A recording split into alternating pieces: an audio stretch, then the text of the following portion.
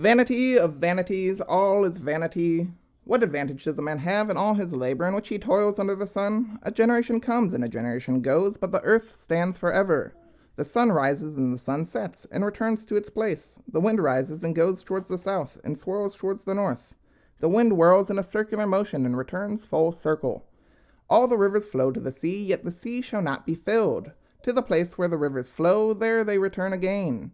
All words are wearisome, and a man will not be able to say them. Neither will the eye be satisfied with seeing, nor the ear be filled with hearing. What has been is what will be, and what has been done is what will be done. There is nothing new under the sun. Who will speak and say, "See, this is new"? For it has already been in the ages that have passed before us. There is no remembrance of former things, and indeed there shall be no remembrance of later things by the things that will come after that. Hello, I'm Kevin Klearman, and that was from Ecclesiastes, and this is a talk entitled Domos of the Earth for the Halkyon Guild and the wider public. Just a moment. Persona non grata, Samuel T. Francis, writing for Chronicles magazine, coined the term anarcho-tyranny, a kind of Hegelian synthesis between two opposites in which the state, as in government, fails to enforce protective law, fails to operate under the rule of law, as in the state of exception, and all while simultaneously the state readily enforces oppressive law to tyrannical ends.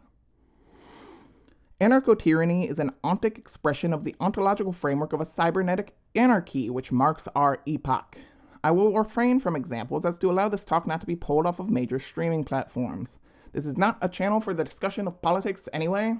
If examples of anarcho-tyranny do not readily come to mind, given recent and present circumstances the world over, I might be tempted to suggest removing the VR goggles and replacing them with the cool shades from John Carpenter's They Live. My preferred overlay, as it were, but I am just taking the piss. The humanitarian mask has almost been stripped away, replaced by a half-grotesque, half-barbaric fetishism of the machine, a naive cult of technique. Simultaneously, esteem for quantity is increasing, and this was pointed out nearly a full century ago by Ernst Jünger in Total Mobilization. What kind of a being is the human being? As Ivan Illich relays in his book on gender, go into a morgue and you will be bereft of seeing this generic sort of being. What you will see is men and women. But this is a topic for another time, and though worth consideration or thinking after, this perhaps moves away from just what Heidegger was after anyway. An anarchy of catastrophes is upon us, writes Heidegger, and this is what is of concern to us today.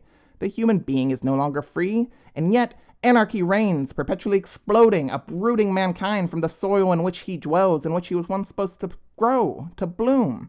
Now he must, rapidly and increasingly so, adapt to ever-changing circumstances, and the quantum physicist gets angry at the suggestion of a ground as anything more than an ever-shifting topology, constantly fleeting and slipping away.